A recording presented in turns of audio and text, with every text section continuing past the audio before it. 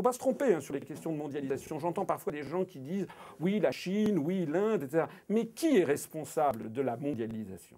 Ceux qui sont responsables de la mondialisation, ce n'est pas la Chine, ce n'est pas l'Inde.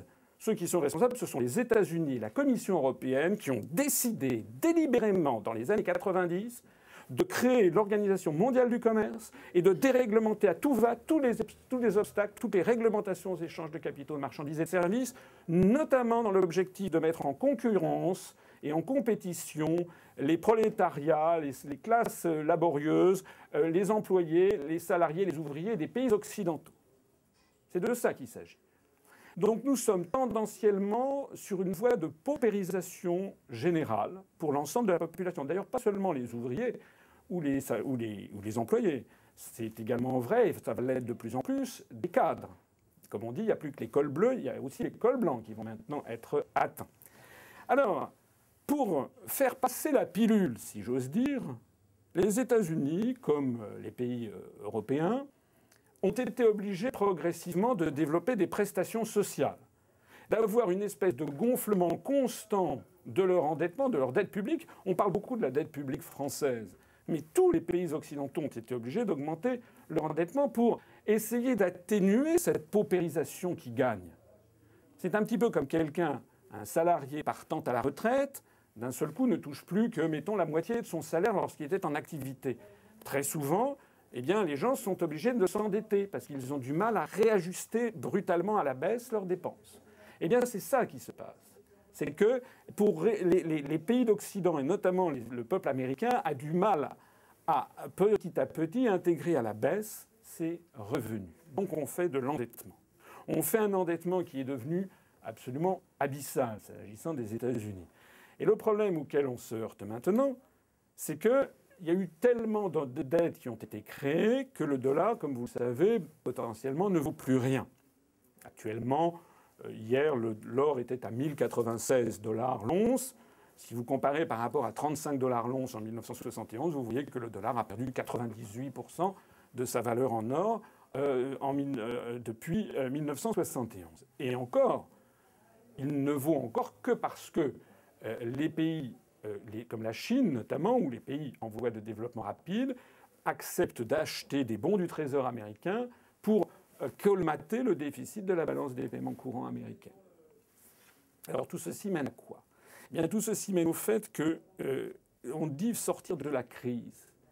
Mais la crise, elle est due à quoi, fondamentalement? C'est pour ça qu'il faut revenir à une idée simple.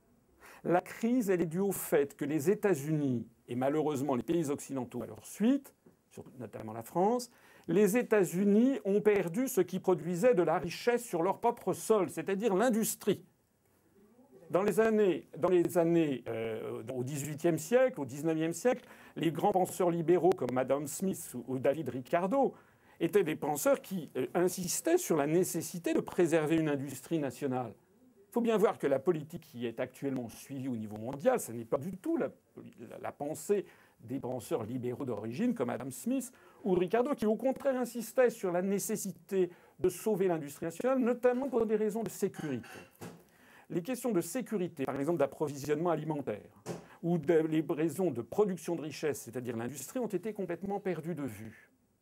Donc la question qui se pose, c'est comment est-ce que les États-Unis vont-ils pouvoir maintenir le niveau de vie de leur population, sachant qu'ils n'ont plus d'industrie, et sachant que la planche à billets, le Crédit Général, qui faisait de cette économie une économie de cocagne, est arrivé à ses limites, puisqu'on ne peut décemment plus continuer à augmenter beaucoup l'endettement. La seule solution de réponse à la crise serait que les États-Unis et les pays occidentaux à leur suite fassent revenir chez eux leurs industries, la production de richesses. Ça n'est pas du tout à l'ordre du jour. Ça nécessiterait d'ailleurs un démantèlement général de l'Organisation mondiale du commerce. Et donc nous nous trouvons devant cette situation que personne ne veut décrire aux peuples européens et à l'opinion publique française. Aucun mouvement politique en France ne le décrit. La réalité des choses, c'est que personne ne sait, ceux qui ont mis les États-Unis et la France dans ce pétrin ne savent pas comment en sortir. Voilà la vérité. Parce qu'ils n'ont pas été les bons gestionnaires de l'intérêt national, c'est-à-dire de l'intérêt des gens, de l'intérêt des Français, ou même de l'intérêt des Américains. Ils ont été les agents d'exécution qui ont été de positions qui ont été prises par des grandes forces financières qui ont considéré qu'il fallait viser une augmentation à court terme de leur rentabilité. Donc la réalité, c'est que M. Obama, par exemple, pas plus M. Obama que M. Barroso, que M. Trichet ne savent comment sortir de cette affaire, et que le pire est très probablement devant nous.